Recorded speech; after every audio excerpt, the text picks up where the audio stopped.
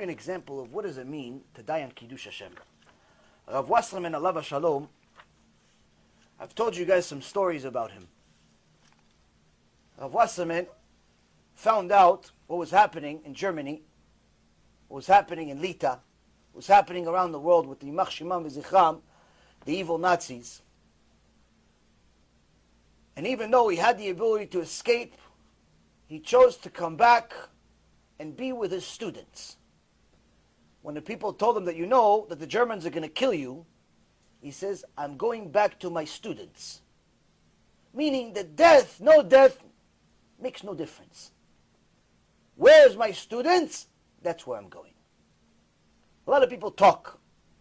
Rav Wasserman and the real Gdolim of the world, they don't talk much. They do. He went back, and unfortunately, they caught him and all of his students. When they put him in the camps, and they were at a time where they all knew they're all going to die. It wasn't a question of if, it was a question of minutes, when. Rav Wasserman spoke to all of his tzaddikim students. He says, Rabotai, listen very carefully. It is obvious that Hashem has chosen us to be the korbanot for Am Yisrael. It's no secret. It is obvious that Hashem has decided that we are going to be the korbanot of Am Yisrael.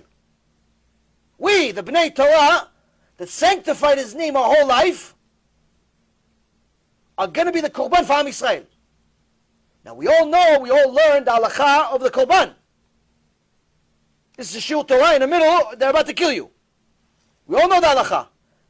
The halakha is, if you have a bad thought in your mind when you're about to bring a korban, it's called a pigul. What's pigul? Non-kosher korban. No good. Korban not accepted. Keep it for yourself. Make a steak out of it. It's not korban. So we must be happy right now and not have a single negative thought, chas v'shalom, about a Borei Yitbarach, about Hashem Yitbarach, right now. We have to all be happy and celebrate that Hashem has given us the opportunity to die al Kiddush Hashem. And they killed him. That's Kiddush Hashem, Rabotai. That is Kiddush Hashem.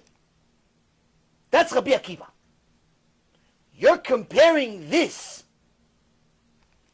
to Pittsburg? You have to be blind, deaf, stupid, and manipulative to be such a thing, such a mind. Who are you comparing the two? Did any of them even know what pigul is bichlal, what the halakha is bichlal? They have crosses on their graves, Rabotai. We cannot compare the two, I'm sorry. Yes, we feel bad people died. We don't want anyone to die.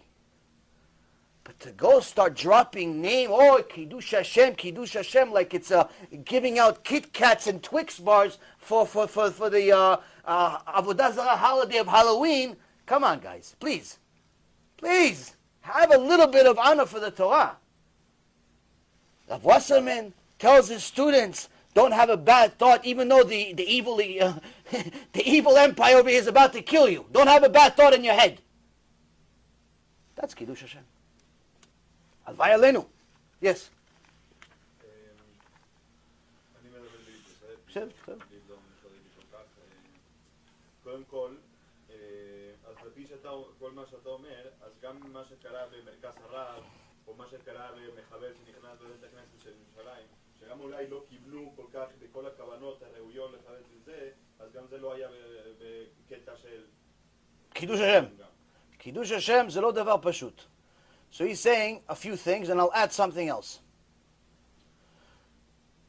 He said that what happened, Hashem Yerachem at Har Nof, and other places where people got murdered in cold blood, it's not Kiddush Hashem. And the answer is, you're right, it's not. It's not so easy to be a Rabbi Akiva. It's not so easy. Arugei Malchut, which we learned halakha, very likely. Kapara, for sure. But to say that something is Kiddush Hashem, it has to follow the halakha. Not Yaron Reuven's opinion. Not such and such rabbi's opinion. Halakha. Halakha means Moshe Rabbeinu. Moshe Rabbeinu, Moshe le Moshe, lo kam ke Moshe. Rambam. What does Rambam say? Rambam says, you have to be given the option, either die or protect the Torah. Which one? You choose to die or protect Torah? Shrecha v'ashrecha. You're great. Why? Because you now died protecting the Torah. But if somebody kills a Jew because he's a Jew, לומדים, בסדר, לומדים, אין בעיה. אין בעיה. אבל זה לא היה, it wasn't what the halacha says. The halacha says they have to tell you either die or worship an idol. Either die or make a sex crime. Either die or murder somebody. That's the conditions. If a person dies, then he died in Kiddush Hashem. If not, it's not Kiddush Hashem. It's Arugei Malchut. It's a big kapara. They're definitely holy, but it's not Rabbi Akiva.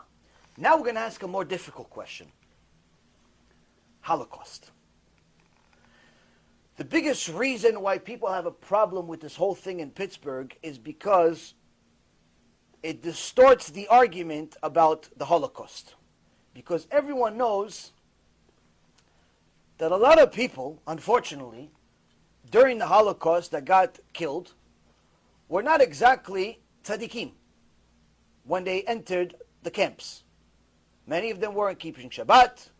Many of them were intermarried. Many of them even converted to Catholicism. But it's very common among all Keilot, whether it be Sephardic, Ashkenazi, or in between, for people to say that 6 million Kedoshim, 6 billion people died on Kiddush Hashem, 6 million died like Akedat Yitzchak, and other things that are elevating their neshamot. Now there are opinions that disagree with it completely, simply because if you didn't die defending the Torah, you didn't exactly die on Kiddush Hashem. You're not Rabbi Akiva.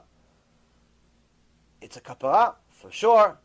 Is it Arugei Malchut? Possibly. Al Kiddush Hashem, it's a further stretch.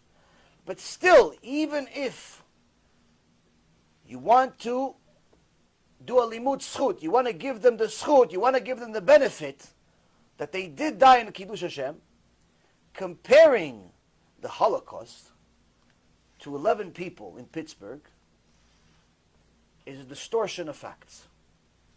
And I'll explain to you why. A person that was alive during the time of the Holocaust, one day was doing fine. One day could have possibly been rich. One day could have been in government, could have had a company, could have had a whole life ahead of him. Wife, kids, even if he was intermarried, even if he was Mechalel Shabbat, even if he hated Jews, as himself a Jew. Before the Holocaust, he was one thing. He was one thing. Once he entered the camps in Auschwitz and all of the other places of Gehenom in this world, he was no longer the same person. He became a Jew whether he liked it or not. Whether he liked it or not, he became a Jew.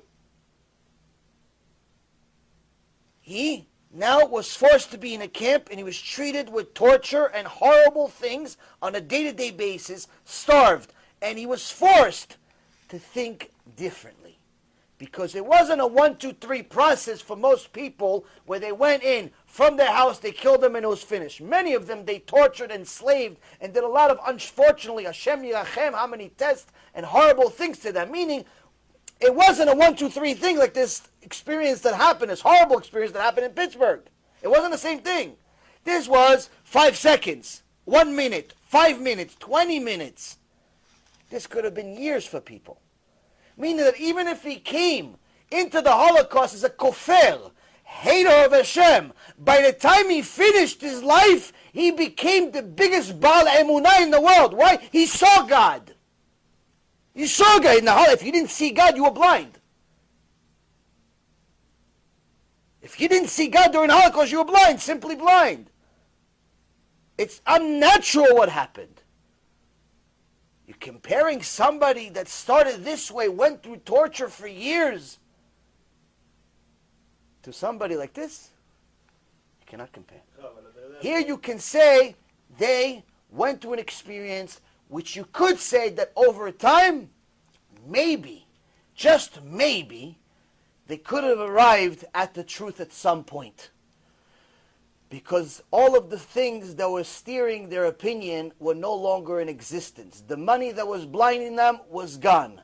The Goya wife was gone.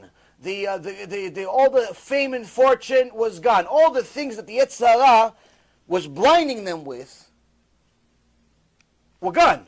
All of the reasons of why Hashem made the Holocaust happen in the first place, the intermarriage, the assimilation, the Chilul Shabbat, all the sins we made, all the Yetzer Hara we had was gone now. Why? It's time of Din. It's a punishment time. There's no Chilul Shabbat anymore in the Holocaust.